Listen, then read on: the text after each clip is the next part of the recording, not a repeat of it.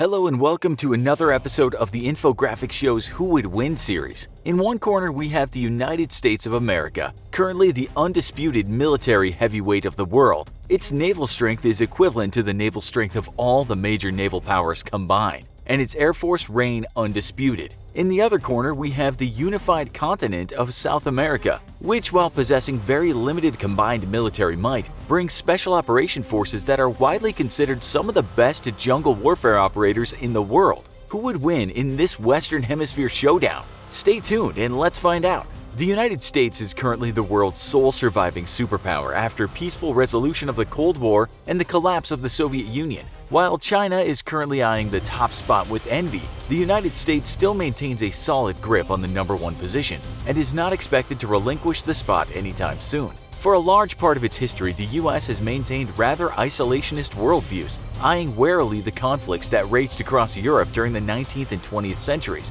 and mostly avoiding being dragged into them, with the exception of 2 world wars which it joined reluctantly. Not wishing to be part of Europe's constant violence, for years the United States' isolationist worldview saw it build one of the most formidable navies on Earth, determined to make sure that any conflict that broke out would remain far from its shores, and serving as a deterrent against any aggressive European power determined to drag America into its problems. Its isolationist past served the US well in developing the most powerful navy in the world. By World War I, the American Navy rivaled England's Royal Navy, who had for centuries been the premier naval power. Despite the catastrophic attack against Pearl Harbor, World War II saw the American Navy exceed the Royal Navy, and the Cold War saw a massive explosion of naval firepower unprecedented in human history. American naval power now projects more air power than most nations' air forces, and its naval air forces are fully capable of waging an air war against a near-peer adversary completely on their own. America's naval and air strengths will be key to a South American conflict, allowing the United States to ensure that the war is waged far from its own shores. Its ground combat forces, while not as numerous as those of China and Russia, are still some of the largest and the best equipped in the world. Almost 2 decades of fighting a counterinsurgency war in Iraq and Afghanistan have prepared America for the type of combat it'll see in South America, as South American forces choose to fight an asymmetrical war rather than a conventional one against America's superior firepower. The South American alliance represents 11 nations: Brazil, Argentina, Peru, Venezuela, Colombia, Chile, Bolivia, Ecuador, Uruguay, Paraguay, and Suriname. Brazil, the leader of the alliance, features a very capable military, which is currently rated as the 13th most powerful in the world. Unfortunately for Brazil, the rest of its allies all sport relatively minor militaries with large manpower pools, but very little equipment in the form of heavy armor, air and naval power, or artillery. This leaves most of the heavy lifting in Brazil's hands, who will be hard-pressed to blunt the assault of American naval and air power on its own. Mostly focused on fighting internal conflicts, South American military forces consist largely of light infantry, which are perfectly suited for the jungle environment of most conflict zones in the continent. Without a need for heavy armor, the best the continent can offer is a token force of mostly outdated tanks. Yet at least half of their infantry is mechanized and extremely mobile. South American expertise, however, is in its special operations forces, who have been combating communist guerrillas and drug cartel members for decades in some of the thickest jungles in the world. This makes South American special forces some of the best in the world when it comes to jungle warfare and asymmetrical warfare, which perfectly suits the type of war that the continent will have to fight against America's superior firepower. On the seas, the continent will be able to marshal a moderate force of surface vessels and a handful of submarines. With only about 30 total frigates across the entire alliance and no destroyers, the best the South American fleet will be able to do is fight a retreating defensive action against overwhelming US naval assets. With about 32 submarines, though, South America has a greater concentration of undersea power than the US will be able to match, given its commitment to keep at least a third of its own submarines forward deployed to hotspots around the world in case of sudden war breaking out elsewhere. At best, the US will be able to deploy about 22 submarines to South American waters. Yet what they lack in numbers, they more than make up for in capabilities, with most South American submarines being decades behind in tech. Brazil, though, operates 4 extremely capable French-made Sculpin-class diesel-electric subs, which could pose a serious threat to American naval vessels. In a conflict, the United States would be able to call upon an active-duty military force of 1,281,900, with 860,000 reservists being called up to action on declaration of hostilities. By comparison, the South American alliance would be able to call upon 1,026,927 active-duty personnel,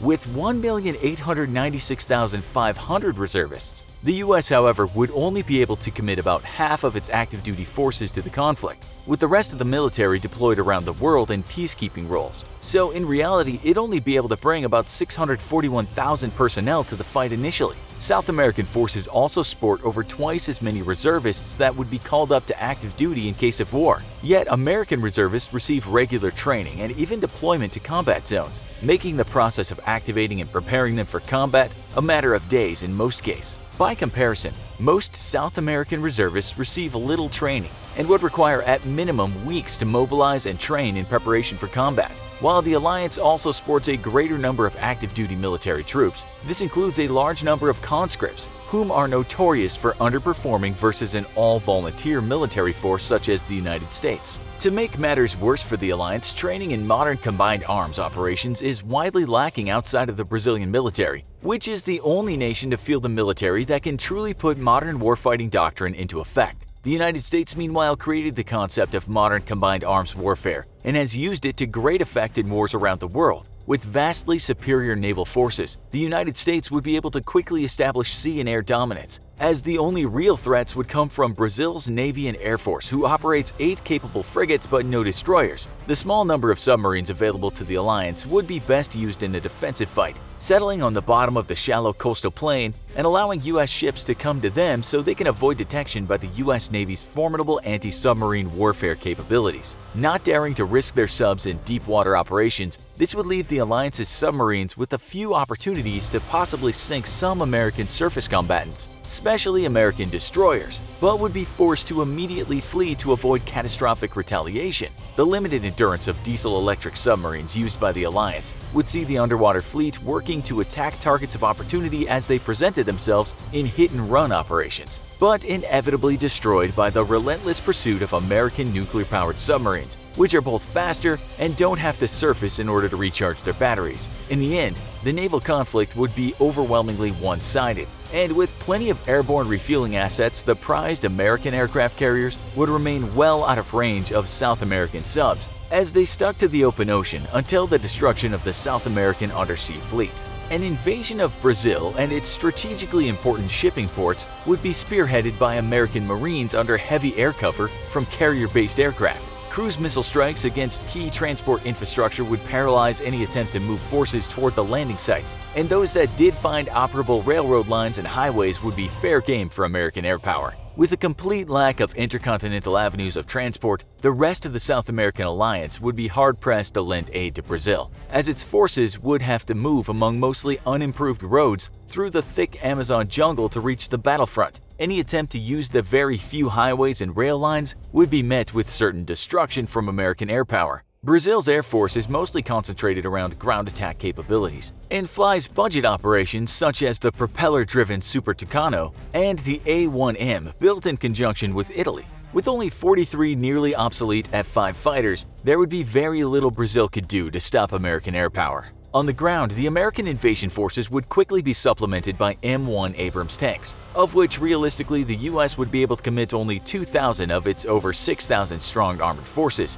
This would be more than enough to crush Brazil's 437 tanks, which are made up of obsolete M60 Pattons and German-made L1 Leopards, which are undergunned and vastly under-armored versus the M1 Abrams. With only a dozen or so attack helicopters, Brazilian infantry would be forced to rely on platoon-level fire support in the form of mortars, with their 212 self-propelled artillery forces creating very tempting targets for America's attack helicopters, of which it could realistically commit about 400 to the fight.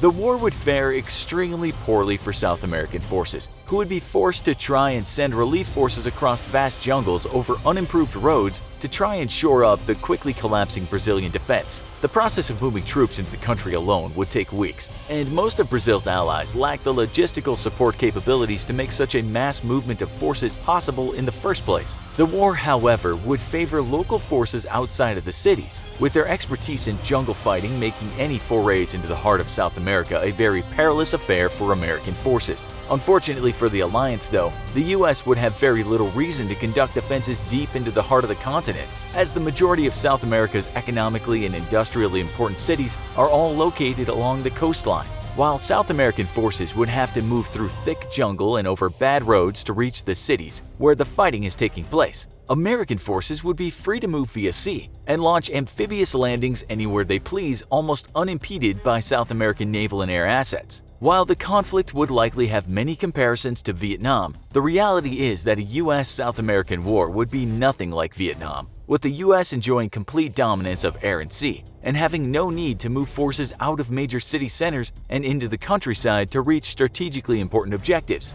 Given the already failing or very precarious economies of some South American nations, a war would be over quickly, with the US sitting on all the continent's major coastal cities and switching gears to a low-intensity counterinsurgency campaign, which it already has great expertise in. Such a campaign, however, would be unpredictable in scope and depend largely on what the US's strategic aims actually were and how resistant the local population was to those aims. If the US was seeking to secure territory instead of just score a military defeat and then go home, some South American populations might in fact welcome an American annexation, having suffered for decades under the thumb of dictators and incompetent governments that have kept them in poverty. If the US treated conquered territories as new American states, bringing them into the fold of the greater American economy, the will to fight against the invaders may be lacking altogether in large parts of a continent that is well and truly tired of being economically exploited and mismanaged. In the real world, though, the US maintains close ties with most South American nations